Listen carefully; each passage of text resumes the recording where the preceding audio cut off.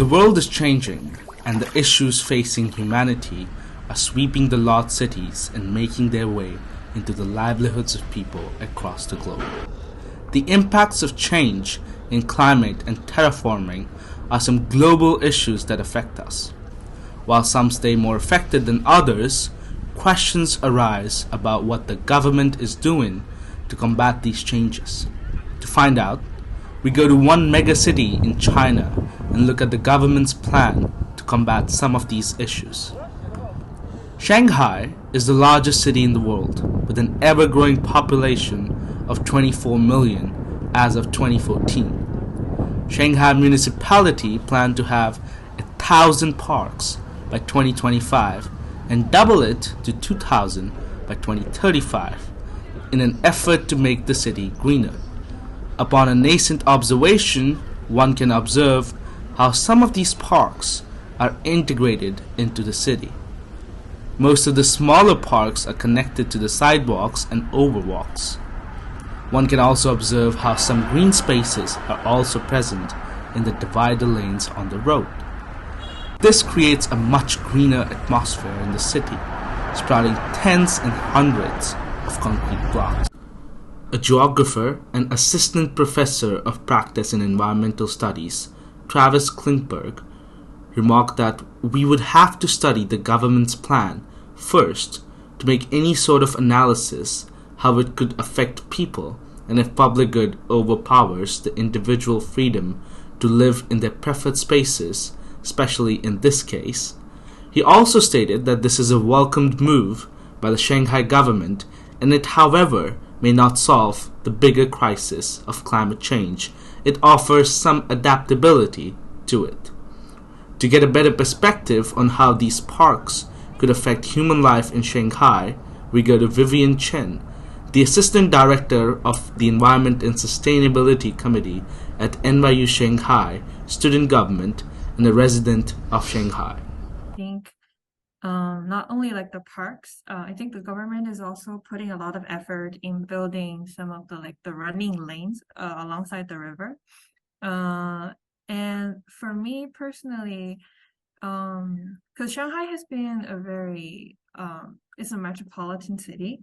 So these green spaces, in a sense, is a very dynamic and flexible part of the city where you kind of can feel to some extent connected with the nature instead of just, like in Century Avenue where our campus was, seeing all the high rises and buildings, which is kind of suffocating sometimes. When I'm in Century Avenue where I cannot find green spaces, it's kind of suffocating. And I think for the elderlies in Shanghai, the parks are extremely important because this is where their main socializing activities happen. I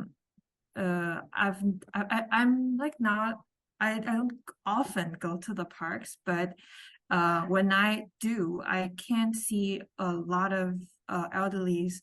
They have their leisure activities in the park, like play chess, just random chatting, play badminton and stuff like that. So Let me phrase this question to you in this way. We do know, especially in Shanghai, that parks are the leisure place of elderly people. I also saw people dancing there, including kids, and I saw taekwondo classes there, and it was amazing, right? So it's very good for the residents of the park.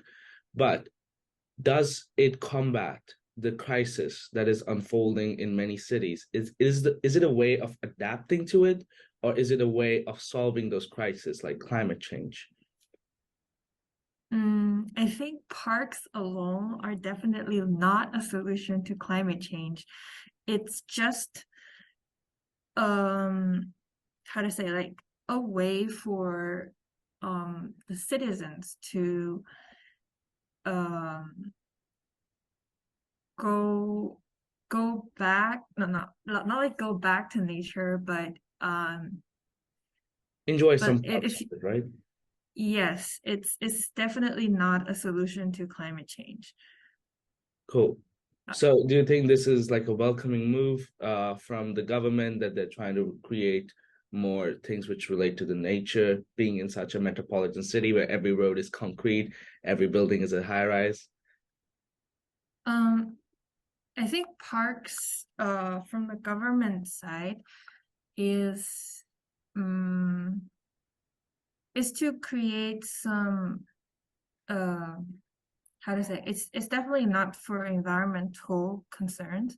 It's just um it's like citizens' needs, just to satisfy the citizens' needs instead of like, oh, I'm trying to solve climate issues through building more parks, creating more green spaces. It might to some extent raise awareness, but I think that is definitely like not the main purpose. Yeah. Now, would it solve the bigger issues of climate change and terraforming unfolding before us? That is up for debate.